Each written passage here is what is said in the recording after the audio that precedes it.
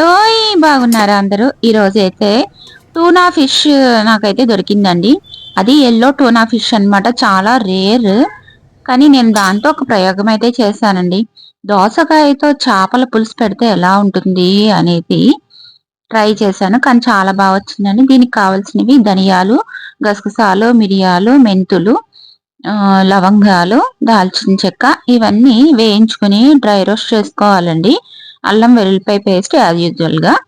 Next ఏంటంటే ఈ fish కడిగేసుకొని శుభ్రంగా అదేదో చికెన్ ముక్కల్లా ఉన్నాయండి చూడడానికి. కానీ అది టూనా ఫిష్ పీసెస్ అన్నమాట. చాలా పెద్ద టూనా ఫిష్ అండి.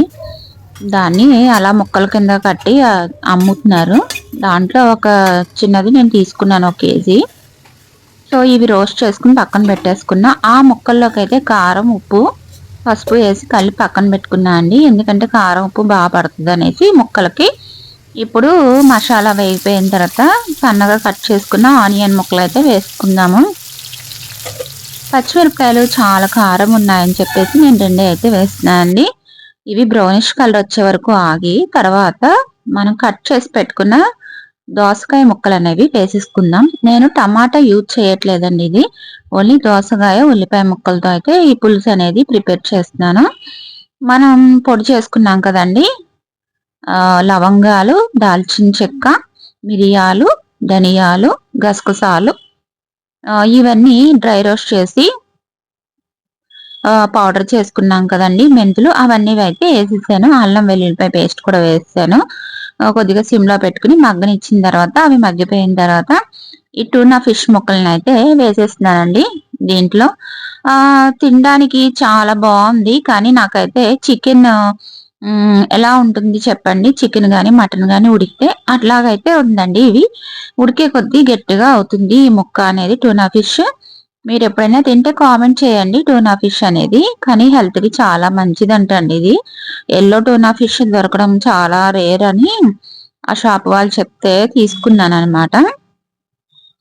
నేను నిమ్మ సైజు చింతపండు నానబెట్టుకుని ముందే ఉంచుకున్నాను. ఆ పులుసు అయితే దాంట్లో వేసుకుందాం. మనం ఇది చికెన్ కూరలాగా కూడా చేసుకోవచ్చండి. నేను ఈ రోజైతే పులుసు చేస్తున్నాను. ఈసారి దొరికితే గనక చికెన్ కూర టైప్‌లో అయితే ఈ టూనా ఫిష్‌ని అయితే కర్రీ చేసుకుందాం.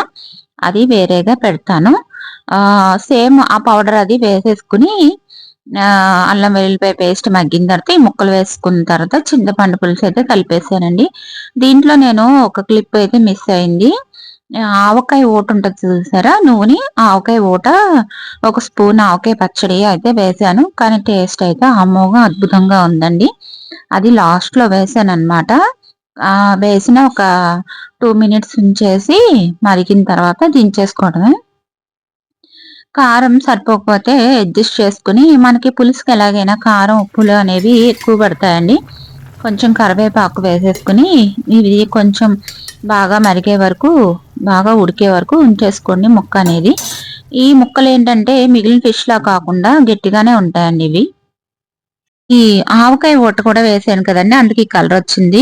చేపల పులుసులో లాస్ట్‌లో ఫైనల్ టచ్‌గా ఆవకాయ ఆయిల్ అనేది వేసుకుంటే చాలా బావుంటుంది.